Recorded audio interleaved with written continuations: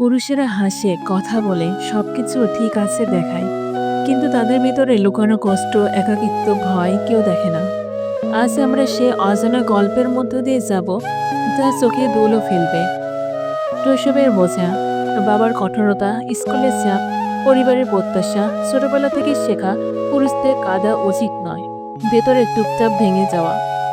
যে শিশুর চোখে কাদার অধিকার নেই, সে পুরুষ বড় হয়ে অজানা কষ্ট গ্রহণ করে। প্রাপ্তবয়স্ক জীবনের চাপ, চাকরি, ব্যবসা, পরিবার পরিচালনার চাপ, সমাজের প্রত্যাশা, পুরুষকে সব কিছুর জন্য শক্ত থাকতে হবে। দিনের শেষে একাকিত্বের চোখের অস্ত্র, প্রতিদিনের লড়াই, প্রত্যেক ব্যর্থতার বোঝা কেউ দেখে না। ভালোবাসা ও সম্পর্কের কষ্ট, প্রেমে ব্যর্থতা, বন্ধুত্বে ভাঙন, পারিবারিক দ্বন্দ্ব, একা থাকা, বোঝা, কেউ না থাকা। যে পুরুষ চুপচাপ কাঁদে, তার ভিতরে কতটা কষ্ট, ব্যথা লুকানো থাকে কেউ জানে না।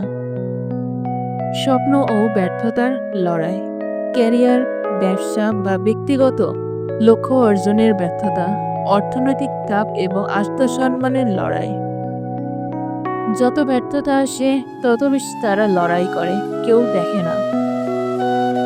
মানসিক চাপ ও একাকিত্ব, সমাজে পুরুষদের একাকিত্ব মানসিক স্বাস্থ্য সমস্যা, কাউকে বোঝানোর চেষ্টা করা হলেও বোঝা না যাওয়া। একাকিত্বের রাতে তারা হাসে, ভেতরে কাঁদে।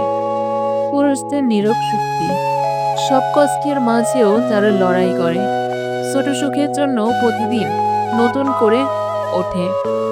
যত কষ্টই হোক তারা উঠে দাঁড়ায়, কারণ তাদের ভিতরে লুকানো অদম্য শক্তি। পুরুষদের কষ্ট দেখার চোখ দরকার, তাদের গল্প শোনার কান দরকার। তারা চুপচাপ কষ্ট সহ্য করে, কিন্তু হৃদয়ে তাদেরও আছে।